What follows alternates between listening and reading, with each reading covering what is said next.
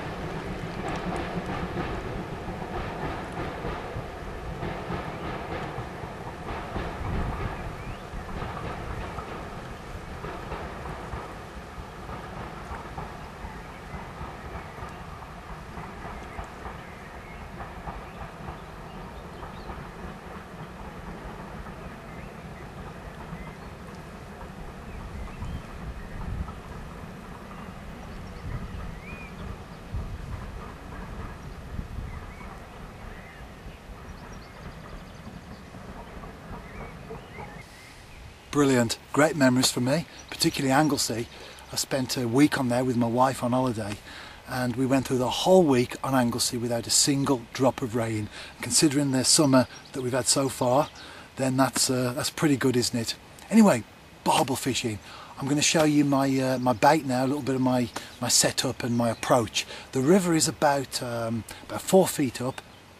It is dropping slightly, but very coloured, so I'm going to show you how I'm going to approach that. Not exactly in flood in terms of being right up to the rim or into the fields, but certainly a lot of anglers would perhaps be put off by fishing a river with a little bit of extra water on it, but don't be, and hopefully during this video I'll show you why when I put something on the bank.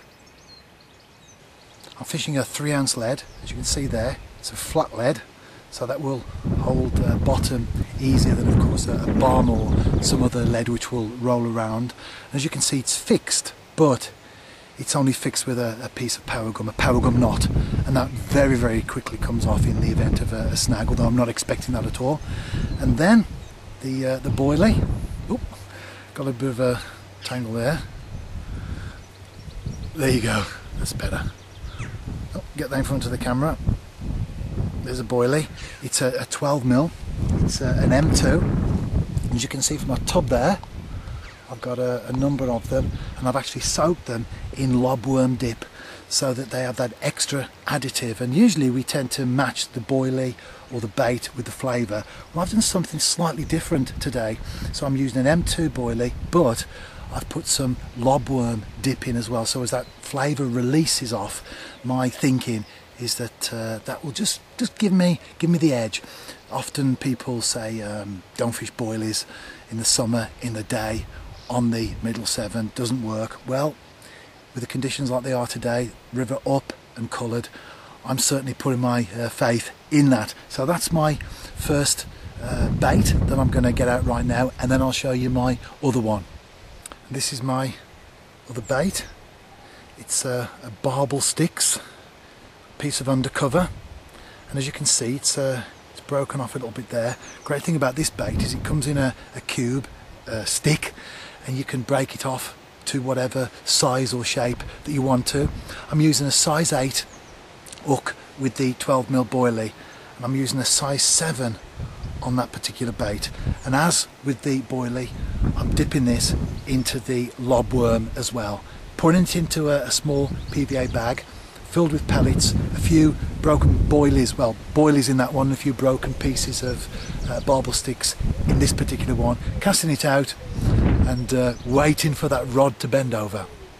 There's the PVA bag, and then you can see in there the different types of pellets that I'm fishing with.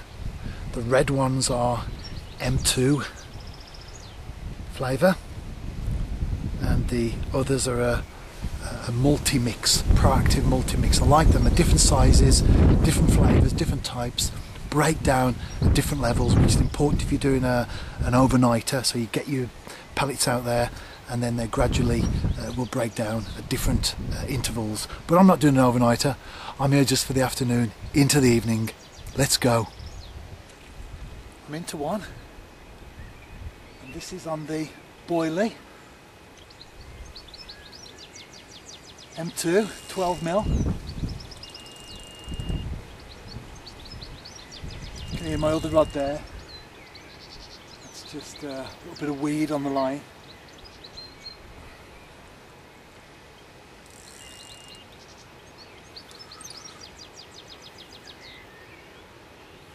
Feels like a good fish.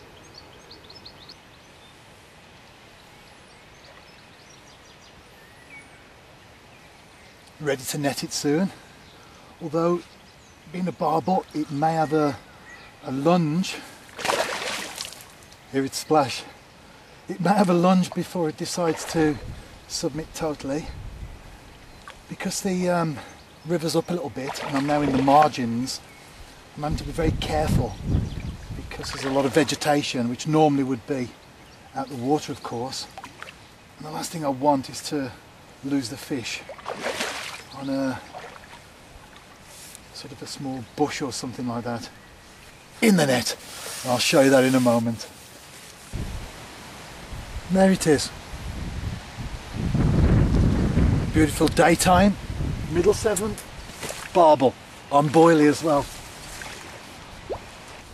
The fish has gone back now and the video comes to an end. Just a short one that I do each month.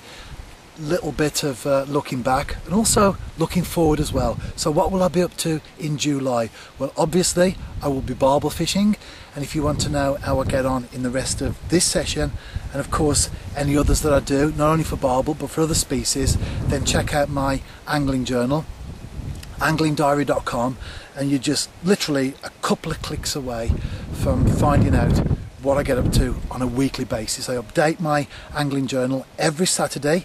If you want to be on my mailing list, if I can use inverted commas around that, then make sure you like my Facebook page. The link is on my angling journal website, and every time I update the site, the first thing I do is I go to the Facebook page and put the article on there. So if you want to keep up to date with all the things that are going on, then make sure you like my Facebook page. I'm also on Twitter.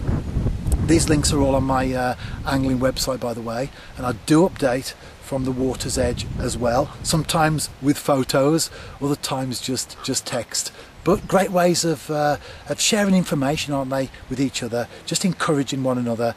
You know, a guy's out on the river, he's caught some fish. That gives you a little bit of confidence to go out and try for yourself. So check it out. Keep in touch with me. I don't communicate on YouTube. I basically stick the videos on and that's it really. Just a time thing. But if you want to talk to me, communicate with me, then make sure you like my Facebook page. See you next month. Tight lines.